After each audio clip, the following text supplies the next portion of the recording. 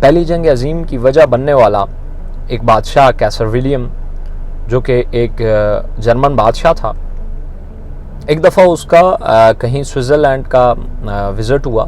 وہاں گیا تو وہ سوئٹزرلینڈ کی ایک منظم فوج دیکھ کے بڑا خوش ہوا، اور اس کے بعد اس نے سوئٹزرلینڈ کا جو ایک فوجی تھا جو کہ اس فوج کا حصہ تھا، اس سے اس نے ایک مکالمہ کیا، اور بڑے تاریخی الفاظ جملہ جو تھا وہ اسے سننے کو ملا. چونکہ اس ٹائم جرمن جو تھا ایک بہت بہترین فوجی طاقت سمجھا جاتا تھا، اور اس کی جو فوجی طاقت تھی وہ سوئٹزرلینڈ سے تو خاص طور پہ اس ٹائم کئی گنا زیادہ جو تھی وہ اسٹرانگ تھی. تو اس نے جب ایک فوجی سے پوچھا کہ اگر میرا ملک تمہارے ملک پہ حملہ کر دے تو تمہاری فوج سے دگنی میری فوج ہے، تو تم کیسے ہمارا مقابلہ کر پاؤ گے؟ تو اس فوجی نے جو تاریخی جملہ کہا تھا، یقین جانے آج ہمارے لیے بہت بڑی موٹیویشن ہے. بڑے دھیمے لہجے میں جواب دیا. اس نے کہا بس ہمیں ایک کے بجائے 2 فائر کرنے ہوں گے. یہ ایک کے بجائے 2 فائر کا مطلب کیا؟ دراصل جب بھی آپ کو وسائل کی کمی ہوتی ہے، مسائلز بہت زیادہ ہوتے ہیں، یا آپ کا جو کمپیٹیٹر ہوتا ہے وہ آپ سے کئی گنا زیادہ طاقتور ہوتا ہے، تو اس کی تلافی جو ہوتی ہے وہ صرف ایک ہی طریقہ ہے کہ اپنی آپ کمی کو دور کرنے کے لیے آپ اپنی محنت کو ڈبل کر دیں. آپ جو کچھ آپ کے پاس وسائل ہیں ان کی رفتار یا ان پہ محنت جو ہے وہ آپ دگنی کر دیں، 3 گنی کر دیں، تو آپ ایک ٹائم ایسا آتا ہے کہ آپ اس کمپیٹیٹر کو کمپیٹ کر رہے ہوتے ہیں. یہ ایسا ہی ہے جیسے اگر میں اسی مثال کو دیکھوں، اگر 1 لاکھ فوج ہے سوئٹزرلینڈ کی اور 2 لاکھ فوج ہے جرمن کی، تو جرمن اگر ایک فائر کرتے ہیں تو وہ آگے سے 2 فائر کرتے ہیں، تو فائروں کی تعداد برابر ہو جاتی ہے. اسی طریقے سے بہت سارے لوگ آتے ہیں، وہ ایک ٹائم پہ ایک کام کرنا شروع کرتے ہیں، یا لائف کے ایک خاص جو ایسپیکٹس ہوتے ہیں اس میں جانا شروع کرتے ہیں according their knowledge, according their experience. آگے یہ ہوتا ہے کہ ان کے سامنے جب کوئی رکاوٹ آتی ہے، جب کوئی مشکل آتی ہے، تو وہ کیا کرتے ہیں، وہ وہاں سے مطلب وہاں پہ جا کے رک جاتے ہیں. یہ ایسا ہی ہے جیسے اگر ایک سڑک ہے، اس پہ ایک بورڈ لگا ہوا ہے جس پہ لکھا ہوا ہے کہ آگے سڑک بند ہے، تو اس کا ہرگز یہ مطلب نہیں کہ یہاں آپ کا جو سفر ہے وہ ختم ہو گیا. اس کا مطلب یہ ہے کہ آپ کوئی اور رستہ اختیار کریں، دائیں بائیں ہو جائیں. کبھی بھی جب بھی آپ کسی گاڑی پہ جا رہے ہوتے ہیں، یا ایون میں یا کوئی بھی بندہ یا کوئی بھی مسافر جب کہیں جا رہا ہوتا ہے، رستے پہ آگے لکھا ہوا ہو کہ آگے سڑک بند ہے، تو ڈیفینیٹلی وہاں پہ اس کے لیفٹ رائٹ یا اس کے ساتھ یا اس کے آگے پیچھے کہیں کوئی متبادل سڑک یا رستہ لازمی موجود ہوتا ہے. تو آپ وہاں رکنے کے بجائے لیفٹ رائٹ ہو جائیں اور پھر دوبارہ اپنے منزل کی طرف رواں دواں رہیں. اگر وہ رستہ موجود نہ بھی ہو تب بھی کوئی بھی بندہ یا کوئی بھی مسافر وہاں رکتا نہیں ہے. وہاں سے وہ کوئی نہ کوئی ڈائریکشن یا کوئی نہ کوئی وہ رستے کو لے کے یا کوئی نہ کوئی اسٹریٹجی لے کے وہ آگے پیچھے موو کرتا ہے، وہاں رکتا نہیں ہے. یہی بات جب ہم اپنی زندگی کے مسائل میں دیکھتے ہیں تو مجھے نہیں سمجھ آتی کہ ہم کیوں رک جاتے ہیں. ایسا کیوں ہوتا ہے کہ ہم ٹھیک ٹھاک ایک راستے پہ چل رہے ہوتے ہیں، ایک بزنس کر رہے ہوتے ہیں، یا ایک ریلیشن بلڈ کر رہے ہوتے ہیں، یا ہم سٹوڈنٹ ہوتے ہیں، ایک جگہ پہ جا کے ہمارے سامنے جب رکاوٹ آتی ہے تو ہم وہاں پہ رک جاتے ہیں، اپنے سفر کا اختتام کر دیتے ہیں. اور کیا ہوتا ہے کہ ہم نقصان پہ تو آمادہ ہو جاتے ہیں لیکن اس کا الٹرنیٹ ڈھونڈنے کی ہم کوشش نہیں کرتے. اللہ تعالیٰ نے جہاں پہ بھی ایک بند رستہ اگر کوئی بند کیا ہے تو اس کے اگینسٹ میں 10 رستے کھولے بھی ہیں. ہم کبھی بھی ان کھلے رستوں کو دیکھنے کی کوشش نہیں کرتے. میں نے اکثر دیکھا ہے جب بھی بڑا انقلاب آیا ہے یا بڑی کوئی دریافت ہوئی ہے تو اس سے پہلے رکاوٹیں آئی ہیں. ان رکاوٹوں نے دماغ کے ان خلیات کو منتشر کیا جو بہترین رستے نکال سکتے تھے. ان کو جب اس نے منتشر کیا تو انہوں نے کہیں نہ کہیں سے کوئی نہ کوئی حل نکالا اور ایک بڑا انقلاب یا بڑی دریافت برپا ہوئی.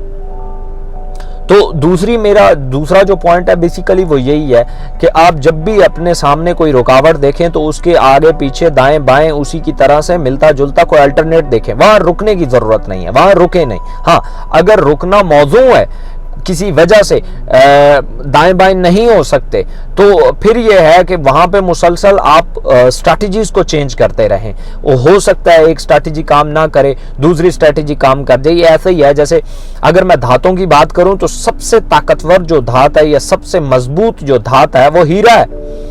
हीरा दुनिया की जो अभी तक मालूम धातें हैं उनमें सबसे मजबूत जो है वो धात है हीरा। शीशे को अक्सर आपने शीशे की कटाई देखी होगी, तो वो एक पेंसिल कलम सी होती है, वो शीशे के ऊपर जैसे जैसे घुमाई जाती है तो शीशा वहां से कटता जाता होता है। तो अब हीरा नेचुरल हो, कुदरती हो या आर्टिफिशियल बनाया गया हो, उस कलम में जो लगा हुआ है नोक पे वो हीरा होता है, चाहे वो आर्टिफिशियल ही सही, बट वो उसकी मजबूती इतनी होती है कि आप उसको तोड़ नहीं सकते, आप उसको इतना आसानी से तोड़ नहीं सकते। लेकिन अगर उसी हीरे को आप हवा की मौजूदगी में, ऑक्सीजन की मौजूदगी में गर्म करना शुरू कर दे तो वो बुखारात बन के उड़ जाता है, कार्बन डाइऑक्साइड गैस बन के उड़ जाता है। इससे हमें क्या सीखने को मिलता है? दरअसल इससे हमें यह सीखने को मिलता है कि हो सकता है लाइफ के सामने जब आपके सामने कोई बहुत बड़ा चैलेंज आ जाए, कोई बहुत बड़ा मसला आ जाए, कोई बहुत बड़ी रुकावट आ जाए, तो आप उसको पहले देख लें कि ये उसका मजबूत पहलू है या कमजोर पहलू है। अगर किसी तरीके से, जैसे मैंने पिछली बात की कि रास्ता बदलना मौजू ना हो, तो फिर उस रुकावट की सबसे कमजोर जो मकाम है उस पे आप अपनी मेहनत लगाएं, क्योंकि अगर उसके सख्त पहलू पे आप जोर लगाएंगे तो अपना वक्त भी बर्बाद करेंगे और अपनी एनर्जी भी बर्बाद करेंगे। हर मजबूत चीज का एक नरम पहलू होता है, हर तल्ख आदमी का एक नरम चेहरा होता है, हर मजबूत धात की एक कमजोरी होती है, हर मजबूत जंजीर की एक कमजोर कड़ी होती है। इसी तरीके से हर मजबूत रुकावट की एक कमजोर जो होता है वो एक पहलू होता है। आप उस कमजोर पहलू के ऊपर जब आप एनर्जी लगाएंगे तो उस जो आपकी सामने जो एक रुकावट या एक मजबूत दीवार खड़ी हुई है चैलेंज की, उसको आप अबूर कर लेंगे बड़ा आसानी से। उसमें आपको पीछे भी नहीं मुड़ना पड़ेगा, दाएं बाएं भी नहीं होना पड़ेगा, और आप अपनी कमिटमेंट पे भी खड़े रहेंगे। आपकी एनर्जी भी कम लगी, आपका जो एक टाइम था वो भी बच गया।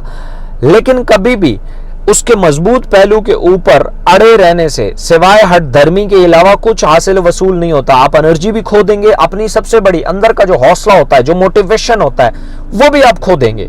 तो फिर ये होगा कि आप जिंदगी भर कभी भी उस मुश्किल और चैलेंज को आप अबूर नहीं कर पाएंगे। आपको जब नेचुरल सक्सेस मिलेगी, आप एक टेक्निकल तरीके से जब उस चैलेंज को अबूर करेंगे तो आपके लिए एक नॉर्मल सी चीज हो गया, अच्छा बड़ा आसानी से कर लिया, कोई बड़ी बात तो नहीं थी। लेकिन लोगों को लगेगा वाओ इसने हीरा तोड़ दिया, इसने ये काम कर दिया, इसने वाओ इतना कैसे पॉसिबल ही नहीं है इतना करना, लेकिन इसने कैसे कर दिया। हालांकि आप जब देखोगे आपके जगह पे बिल्कुल नॉर्मल होगी, आपने कहा बस ये तो कोई भी कर सकता था, मैंने कर लिया तो कौन सी बड़ी बात हो गई। लेकिन आपने टेक्निकली उस मजबूत पहलू को छोड़ के उसके कमजोर पहलू को पे अपनी एनर्जी और वक्त लगाया और आपने उसे बड़े आसानी से क्रैक कर लिया।